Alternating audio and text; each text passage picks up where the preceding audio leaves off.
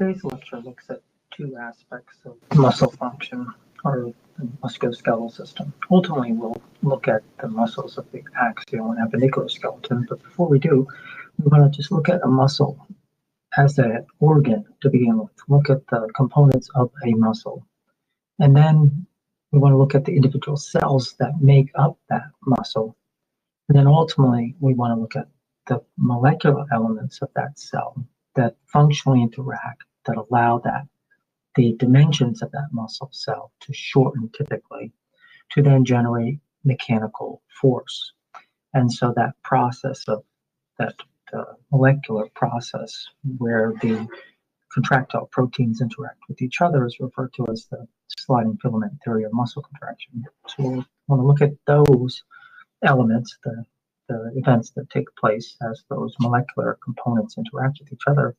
In addition, then we also want to look at how can we voluntarily control that process, because keep in mind, in a skeletal muscle, we have voluntary control over the contraction of our muscles. Therefore, we must also have voluntary control over the molecular events that lead to the kinetic energy that's created by muscle contraction.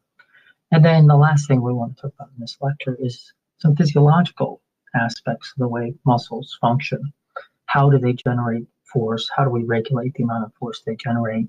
Then how does the muscle create the necessary cellular energy, typically ATP, to permit the molecular events to take place that lead to the contraction of the muscle and the generation of force? So the first thing to look at is just a muscle in general. And so this is we're not talking about muscle tissue. Like muscle tissue is one of the four types of body tissues.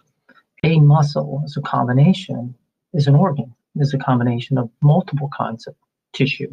So we do have our muscle cells, so we have muscle tissue, but we also have connective tissue that binds the muscle cells together into functional units. And then we have connective tissue that joins those functional units together into a larger functional unit. But we also have other types of tissue associated with our muscle. We have vascular tissue, which may include epithelial tissue, may include connective tissue, may include smooth muscle.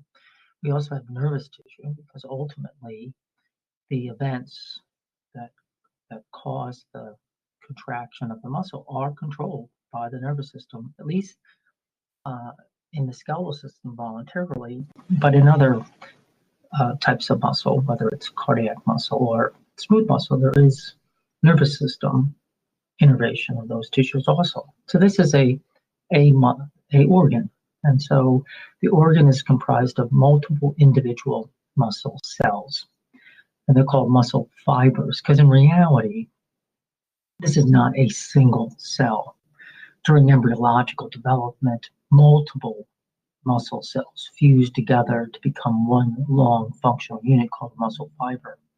And so within that fiber are all the nuclei of those original cells. So a skeletal muscle cell is going to have multiple nuclei because the original cells that comprise this fiber just all fuse together. But we'll refer to this as a cell, a muscle cell, and we'll refer to it as a fiber. But it's actually at some point in development, it started out as multiple individual cells that fused on this fiber.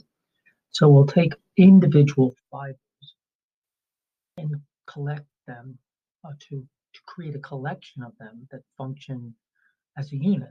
And this collection of multiple fibers is called a fascicle.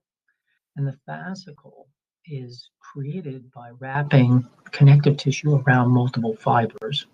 And so the tissue, the connective tissue that wraps around the fibers is called the perimysium.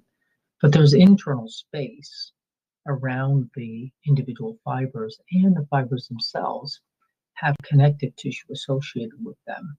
Because when the muscle contracts, the actual kinetic events, or the events that create kinetic energy, are the change in the actual dimensions of the fibers. Fibers generally shorten to create force, and the changing shape of the fiber then transfers that kinetic energy to the connective tissue, and that ultimately is distributed externally from the cell to the connective tissue around the cell, which is called the endomysium, to the fibers that surround the connective tissue that surrounds multiple fibers, the perimysium, to the connective tissue that groups all of the functional units together, which is the epimysium. So in the muscle, individual fibers wrapped by endomysium, individual fibers are grouped together into functional units called fascicle, and that's the connective tissue that creates that grouping is the perimysium. And then the fascia, the muscular fascia that groups the connective tissue that groups all the fascicles together is the epimysium. And then there's a more superficial layer of fascia that surrounds individual muscles and groups of muscles so that all of their elements contribute to a common function. So today's lecture will start at a molecular level, and ultimately we'll work our way to ever progressing higher levels of organization until we ultimately reach the muscles of the body. And at that point, we'll classify and characterize muscles based on the contribution that they make to moving our limbs and moving the axial components of our body. And so subsequent lectures will look at axial and appendicular muscles. This lecture will just focus on the prototypic, the generalized muscle. So we have individual fibers, endomysium, perimysium, epimysium, and then the superficial muscular fascia. And then integrated into the muscle will be vascular tissue, the skeletal muscles that have a high degree of metabolic activity, and therefore that will require the production of cellular energy, primarily ATP, and that process is most efficient when it's done under aerobic metabolic conditions, which we'll talk about later. So very, very vascular muscles. And then later on, we'll talk about how the nervous system controls the contraction of muscles and how the individual muscle fibers are controlled by, in this case, lower motor neurons. And the functional connection, and we'll look at the characteristics of this later, between a lower motor neuron and muscle fibers. It's called the neuromuscular junction. And we'll talk about that later. The next thing we want to do is kind of zoom in and look at one individual fiber. And so now we're going to look at the cellular anatomy. The fiber is really comprised of multiple individual muscle cells that are all fused into one functional unit. So this is a muscle fiber, right? It's one of the elements of a fascicle. And then this fiber, you can see cells have an outer membrane, and so that would be the plasma membrane, the term that describes the plasma membrane of a muscle fiber, since it's really not it's not the original plasma membrane of one cell, but the fused plasma membrane of multiple cells. This is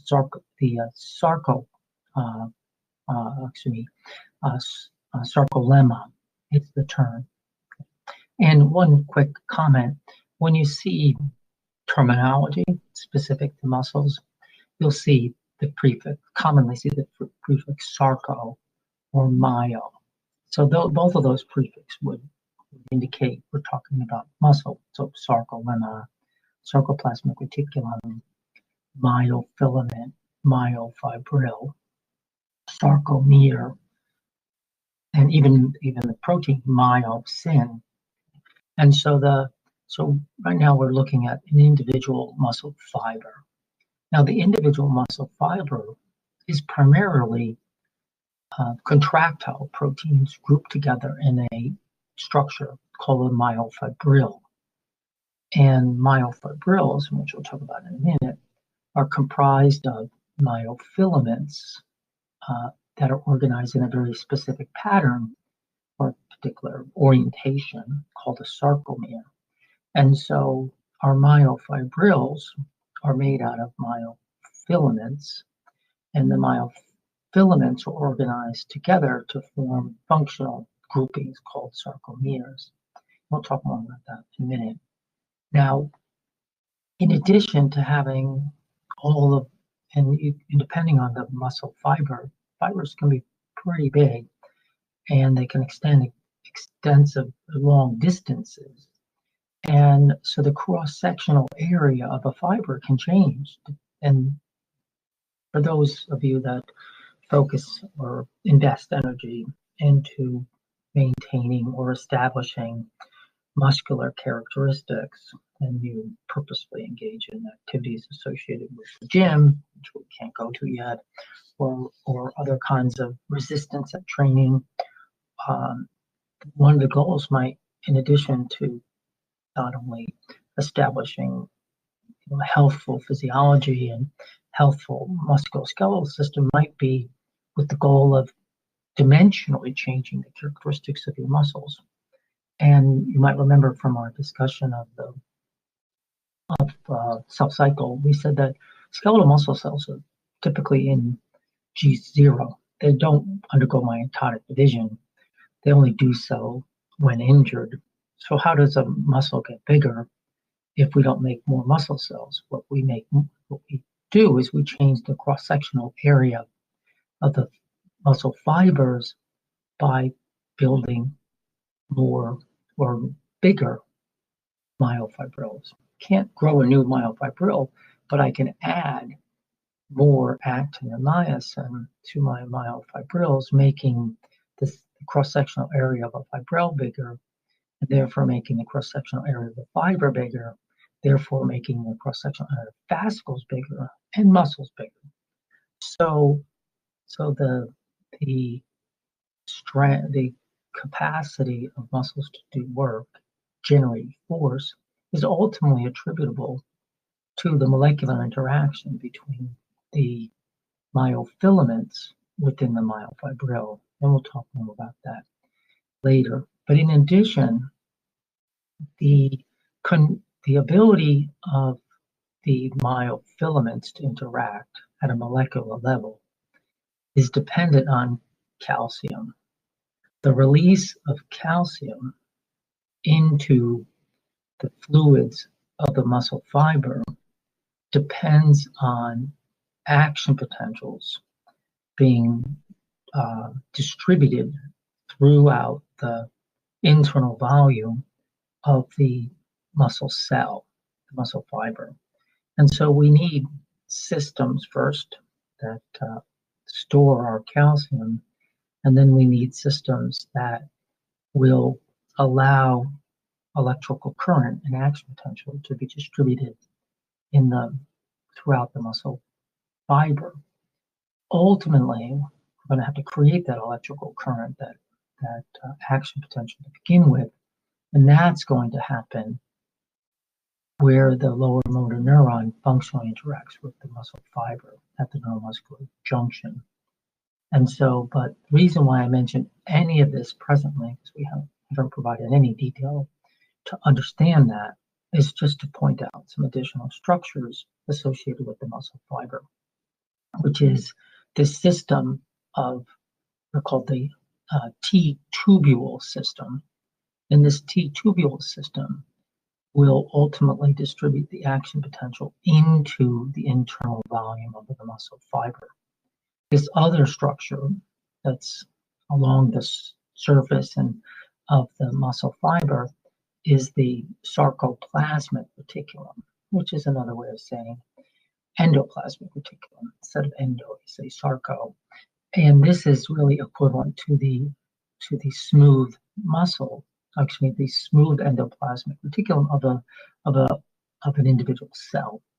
And remember from our discussion of cell biology that one of the functions of the smooth muscle was to store calcium. And so ultimately, in order to get this muscle to contract, we're going to have to cause the myofilaments to interact with each other. That interaction is dependent on calcium. So we're going to have to be able to get our calcium to be released from our sarcoplasmic reticulum.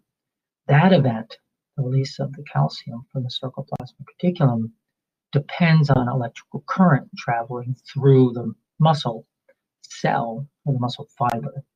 And that will depend on the T-tubule system distributing that action potential throughout the muscle fiber. The current that travels through the T-tubule system is generated where the lower motor neuron interacts with the surface of the muscle fiber at the neuromuscular junction. And that, we'll talk about later on, depends on neurotransmitters binding to receptors and opening ion channels that allow charged elements to travel through the membrane to create electrical current, because current by definition is the movement of charged particles from one location to another. And so this is all really complicated.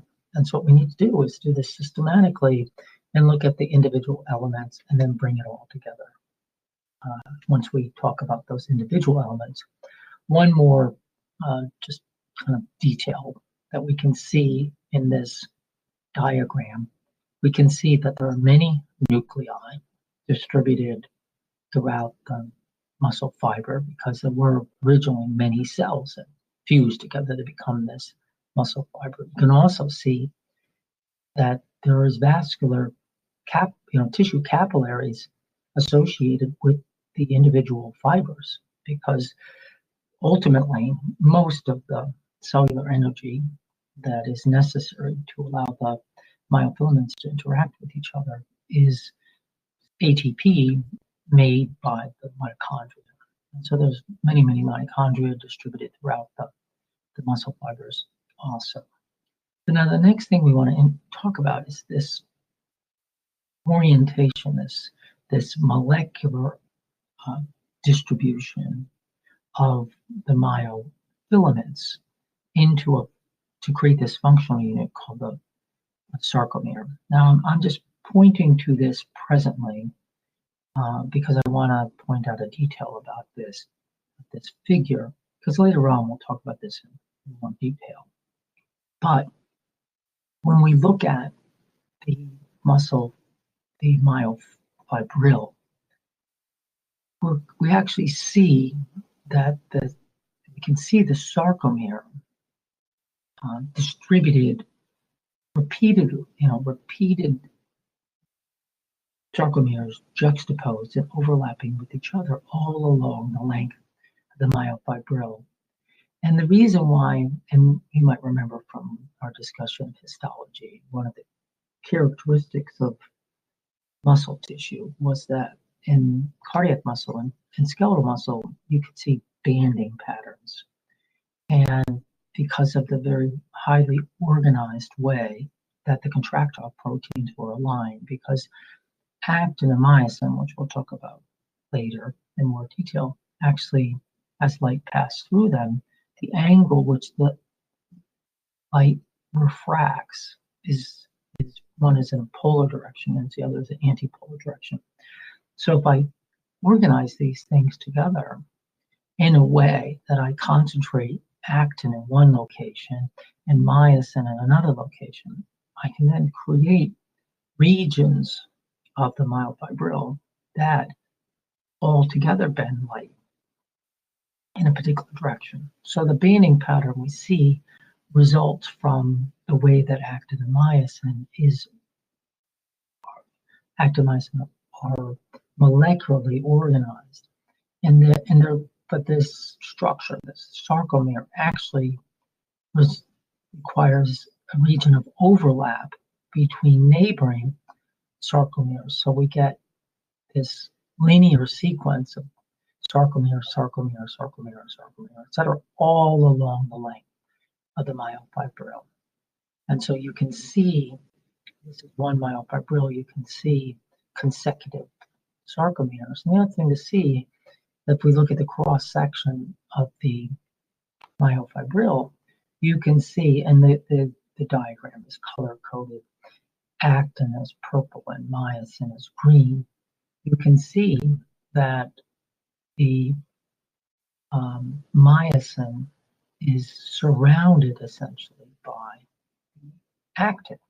And so we create this. So if you look at the distribution of the green in the cross-section of this myofibril, the entire environment, microenvironment around the myosin is surrounded by the actin. So later on, we'll see that there's a region of the myosin, which are the heads, that act or interact with the actin. And this looks like it's in just two planes, but it's actually, this myosin is surrounded completely three-dimensionally by actin. These heads are not just in one single plane, they're around the entire circumference of the myosin molecule. And so you can see that better here. And so zoom in, just one last discussion of the myofibril before we go on and talk about the sarcomere.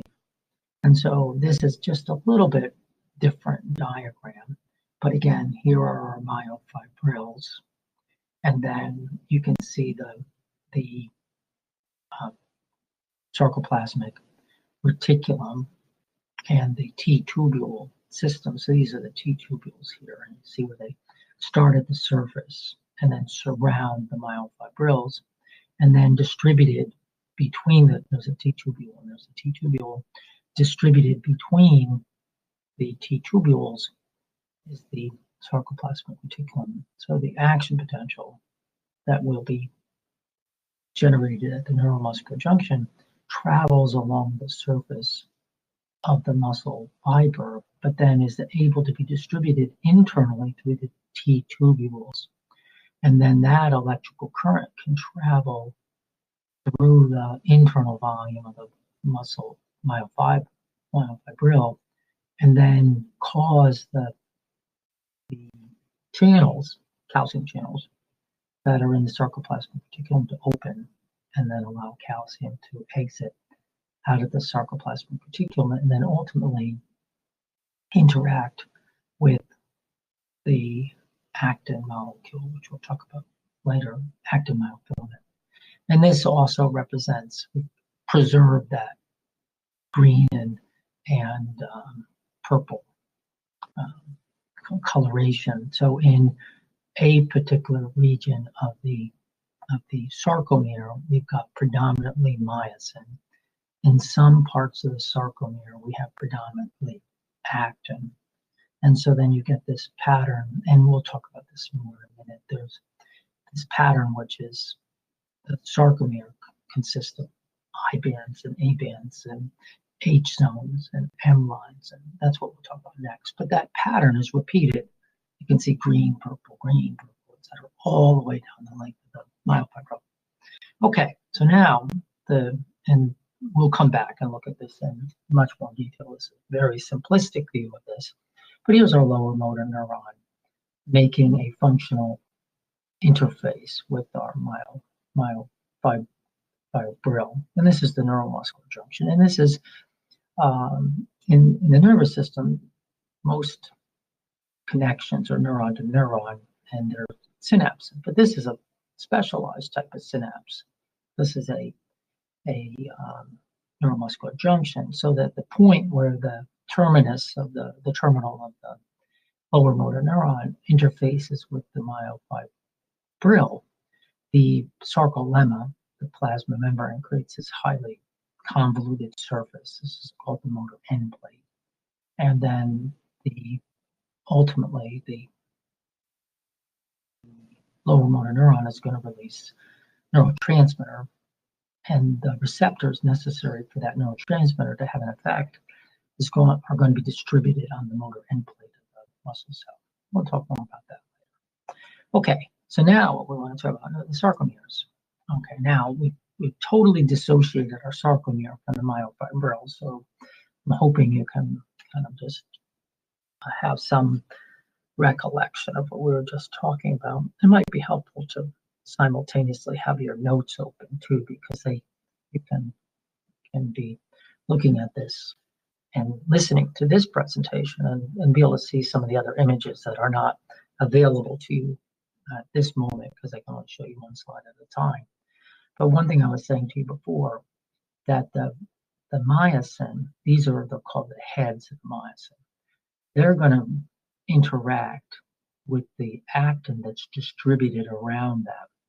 And so the myosin does the work, but it acts upon the actin. So it does work by ultimately forming a molecular affiliation with actin and then repositioning the actin. The myosin doesn't change its position, doesn't change its dimensions, that there's just functional regions of the actin called the heads that reach out, grab the actin, and then pull the actin and move the actin.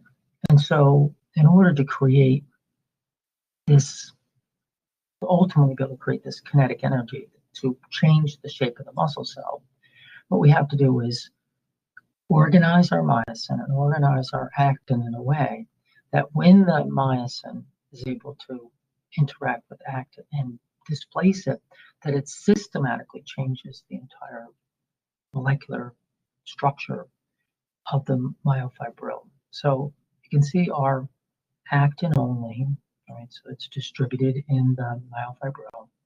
And then we can see our myosin only distributed in the myofibril, and then the two of them with the actin distributed around the myosin. Now, and we'll look in a little bit more detail in the sarcomere in the subsequent slide, but there are different regions of the sarcomere. They're called bands, and that are based on which contractile proteins are present in that region. So we have two contractile proteins, the myosin myofilaments and the actin myofilaments. And there is a region of the sarcomere where myosin is present. So that whole region where there is myosin is the A band. There are regions within the A band where there is only myosin and no functional overlap with actin. So in the A band, the myosin may be interacting with actin and may be overlapping with actin. But there's also regions of the A band where there is no actin, and that's referred to as the H zone. In the sarcomere, there are structural proteins also to which things attach. So the actin will attach to this proteinaceous region called the Z disc. And so the Z disc, though, contributes to two sarcomeres. And so you see the Z disc centrally located between two neighboring sarcomeres because the actin of two sarcomeres is attached to the Z disc.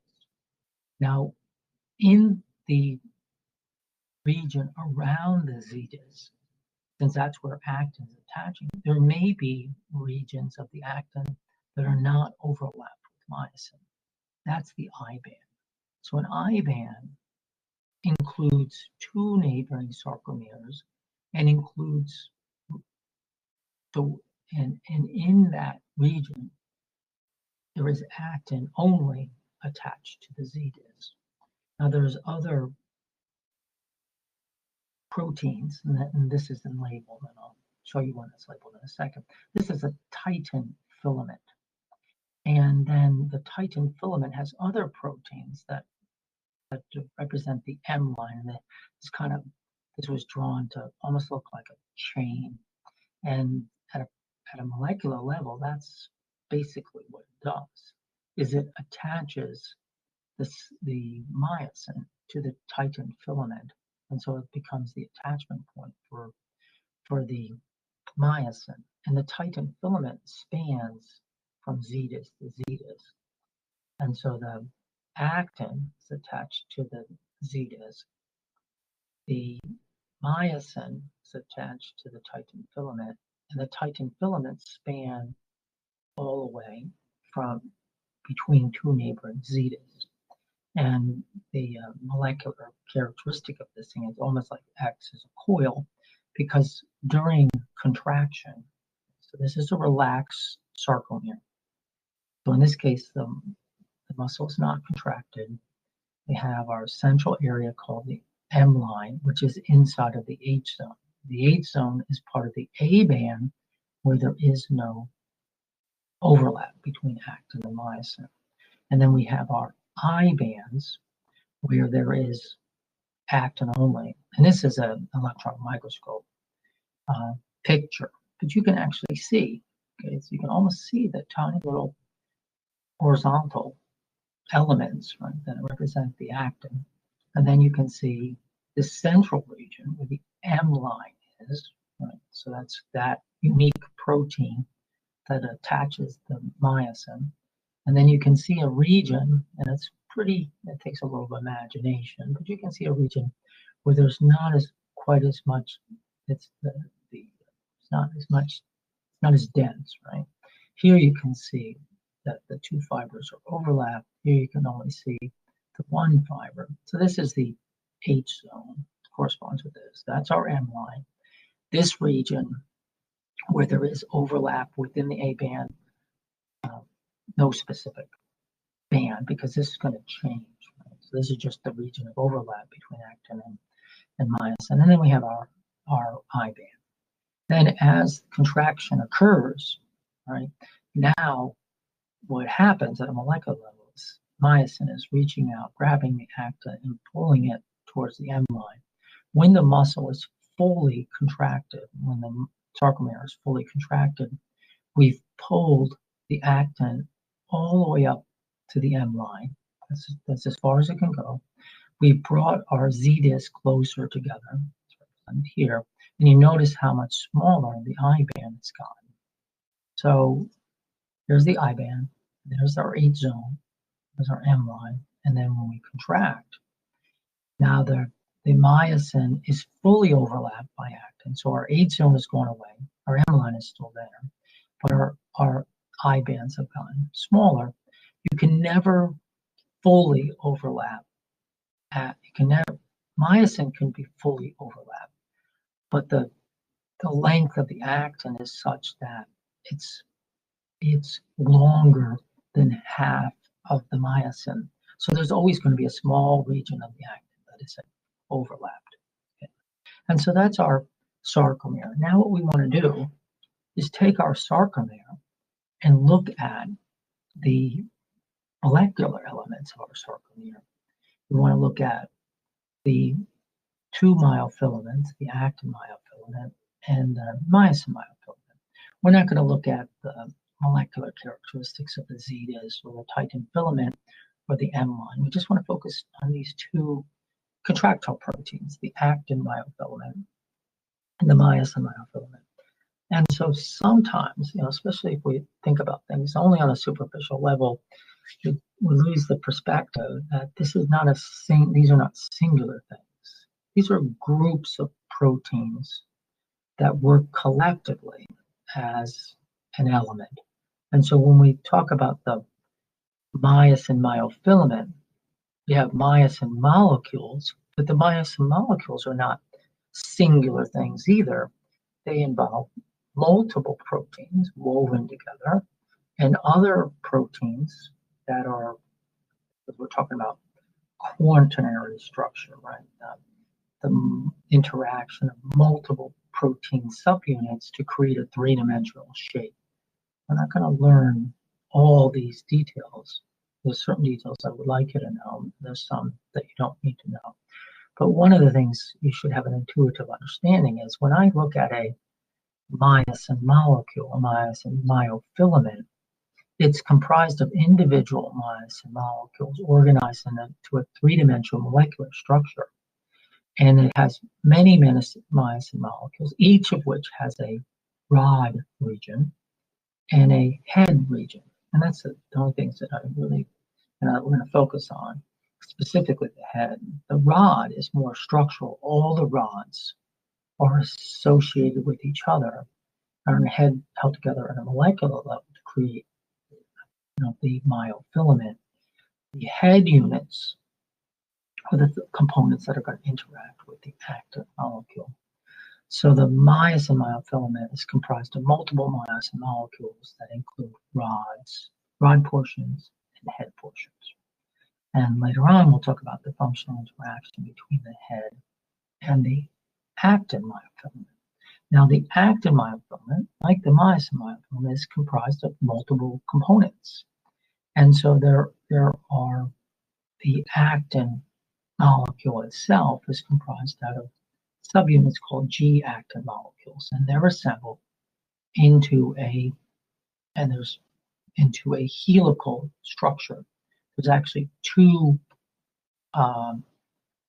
actin, F-actin molecules, right, which are they're twisted together to form a helix, and they're made out of individual units called G-actin. So the G-actins combined to form an F-actin molecule. And there's two of them, they're twisted together. And on each G-actin molecule, there's a region called an active site. That region is what interacts with the myosin head. And so the functional interaction between actin and myosin is going to happen between the myosin head and the active site of the G-actin molecule, which is actually the subunit that makes the F-actin molecule. Now, one of the components of a system that's controlled voluntarily is you have to have conditions. Conditions when contraction can occur, and when contraction can't occur. So we need to regulate the ability of myosin to interact with actin. So these active sites can only be available under certain conditions when we want the muscle to contract. So we need some ability to change the access to these sites. So there's a regulatory protein called tropomyosin that twists around, all the way around the F-actin molecule, and blocking the access to the active sites. And so you have two F-actin molecules, so therefore you need two tropomyosin molecules. Now those are regulatory. They're at a molecular level, physically obstruct the ability of myosin to interact with the actin. So we need another element that can reposition the tropomyosin molecule to push it away and to roll it away so that the active sites on the G-actin molecules become available. So we have the actual structural protein, the F-actin molecule, that interacts with myosin. We have the regulatory protein, tropomyosin, that physically obstructs the active sites, preventing myosin from interacting with them. And then we have this third protein called troponin. And troponin is the molecule that is going to determine the position of the tropomyosin molecule. This molecule, troponin, actually is what we control. Its shape is what we control voluntarily, because when calcium interacts with troponin, troponin changes its shape. When troponin changes its shape, it repositions tropomyosin and makes the active sites available for the myosin to interact with. So ultimately, the terminal molecular event, and when we talk about voluntary control, there's going to be many events that lead up to this, but the terminal molecular event is the release of calcium interacting, and then calcium interacts with troponin, pushes the tropomyosin out of the way, makes the active sites available, and then permits myosin to interact with those active sites. So that's the molecular, that's kind of the molecular anatomy. But now what we need to do is talk about how does the muscle actually contract? What's going on at a molecular level to allow myosin and actin to interact. And so this is collectively referred to as the sliding filament theory of muscle contraction. But before we can get any kind of interaction between our myosin and our actin, we have to send a signal to the muscle cell that then causes the release of calcium, which then binds with the troponin. And so now the details included in this figure are beyond the ones that I expect you to know now, because we haven't done the nervous system in detail. And if we had a more fundamental understanding of the nervous system, some of the events that are going on at the neuromuscular junction would be more intuitive. But what I want you to know for the time being is that when you want to initiate the contraction of the muscle voluntarily, you're going to send a signal through your central nervous system, your lower motor neurons, your upper motor neurons, the one that you have that generate that internal conscious state that you're aware of, will send a signal down to the spinal cord and activate what are called the lower motor neurons. The electrical signal used to communicate, or the electrical signal used to send information along the axon, is called an action potential. That electrical signal must be, the term is transduced, because the electrical signal can't simply hop from the neuron to the muscle cell. We've got to convert it into a chemical signal first. The chemical that's going to be released by the lower motor neuron is a chemical called acetylcholine. Right now, you don't need to worry about all of the intracellular events that happen in the neuron. All you need to know is the lower motor neuron releases acetylcholine. Acetylcholine has no direct effect on anything. It needs to interact with the receptor. And so the acetylcholine binds to the receptor. And that receptor, it's actually an ion channel. And the movement of ions through the receptor are blocked by a gate. So when the acetylcholine is released by the lower motor neuron, it changes the shape of the receptor and opens the gate. And the gate regulates the flow of sodium into the muscle cell. And so once you open the gate and sodium enters into the muscle cell, this then is current, positive charges moving inwardly. And this influx of sodium will initiate the action potential in the lower motor neuron. That action potential is then distributed through the muscle fiber by the T tubules and then causes calcium to be released. So that's all you need to know about that for the time being. One additional detail though, we're voluntarily controlling a muscle. We're not just turning it on once and saying contract and stay contracted forever. So in order to stop this whole process, you have to break down acetylcholine into a inactive form. And so ultimately, within this gap between the neuron and the muscle cell, is the cleft. Within this space, the synaptic cleft, there is an enzyme called acetylcholinesterase, right, delineated here. And acetylcholinesterase is attached to the motor end plate. And so it's going to take the acetylcholine and it's going to break it down into choline and acetate. And then, which now it's not acetylcholine anymore, it's choline and acetate. And so choline can't interact with the receptor. Acetate can't interact with the receptor, but we can recycle our choline and then build new acetylcholine from the precursor. This acetate, I'm just going to say this just because you might find it interesting, is actually created by the mitochondria, acetyl-CoA.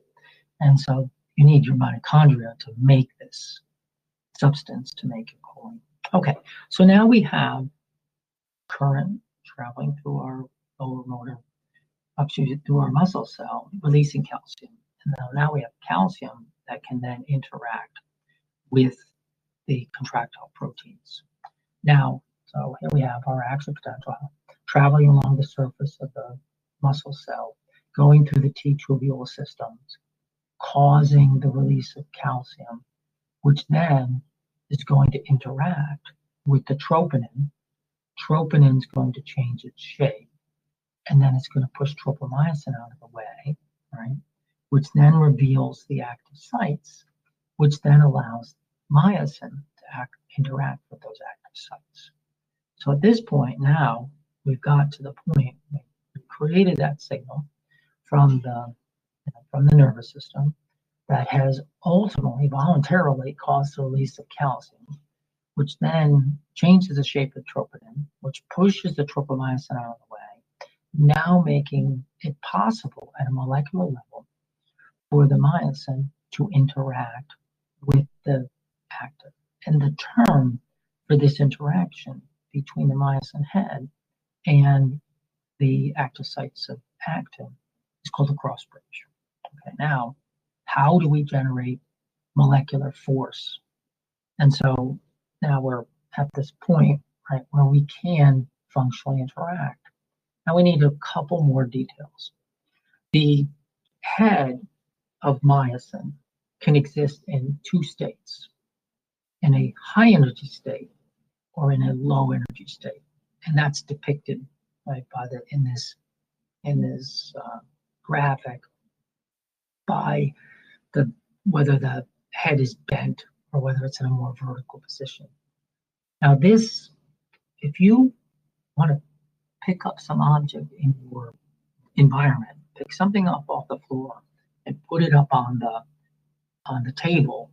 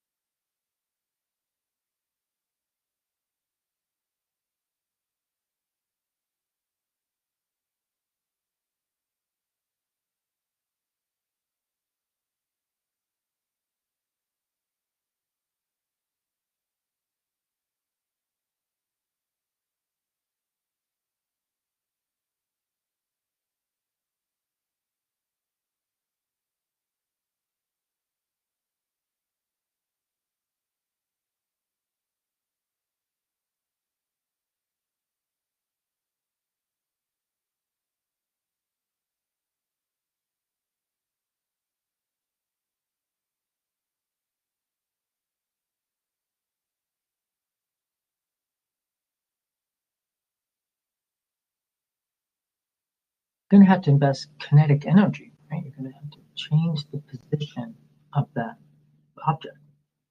And so you're going to put it into a higher kinetic state, right? Relative to thinking the way gravity can act upon that object. And so we need to invest kinetic energy in that object to change its kinetic state.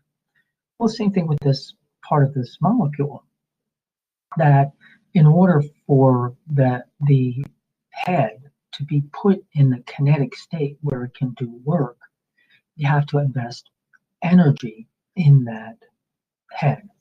And that energy comes from ATP. And so now this is cyclical. This whole process is a cyclical process. And so where we want to describe, what point in the cycle do we want to describe it?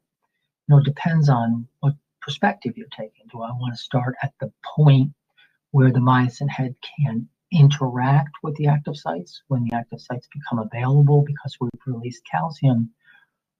Or do I want to start in the state where most myosin heads are at any given point in time?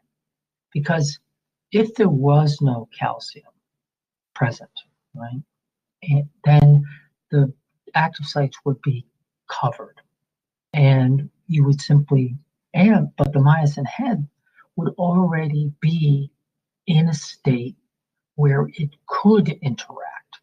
Okay, so if we want to take the end point, okay, of the interaction between the myosin head and the actin as a start point, as opposed to saying, okay, let's take the start point where the active sites are available.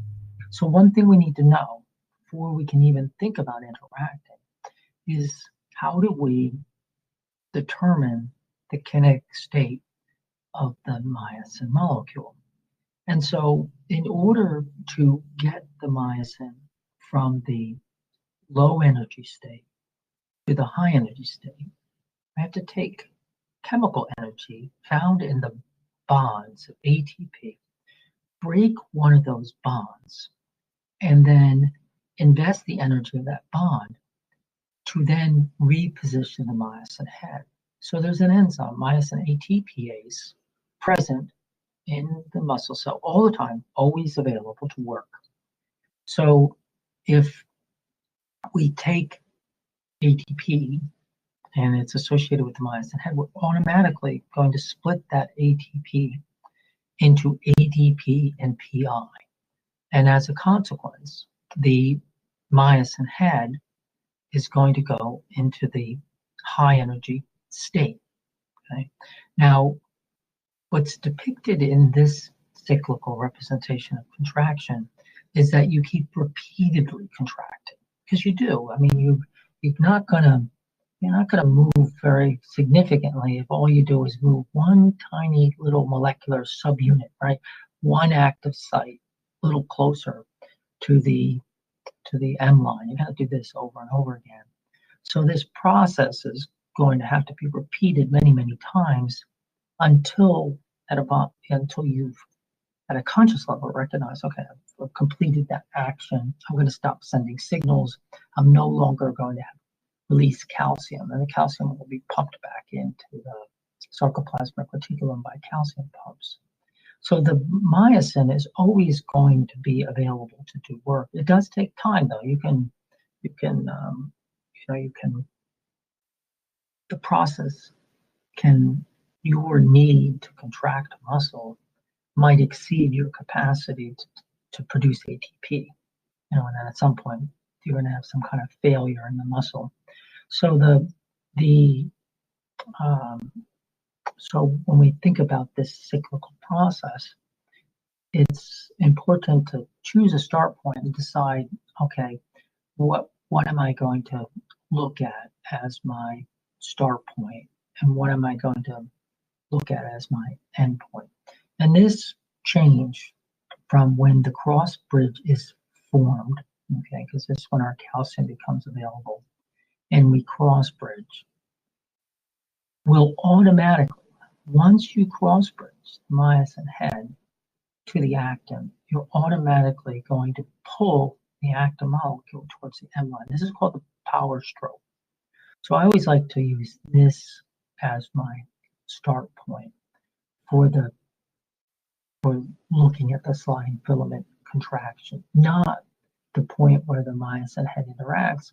I like to look at the very end event that happens when the myosin interacts with the actin molecule. And the lectures, I don't like my lectures to get too long, so I'm going to stop this recording right at this point, and we'll pick up the next recording at this point right here, where we're talking about the sliding filament theory of muscle contraction. We'll talk about that, and then we'll go on and finish talking about the functional interactions that are necessary, to control these molecular events. And then we'll do a little bit of physiology. Okay, so I'm going to terminate the lecture here.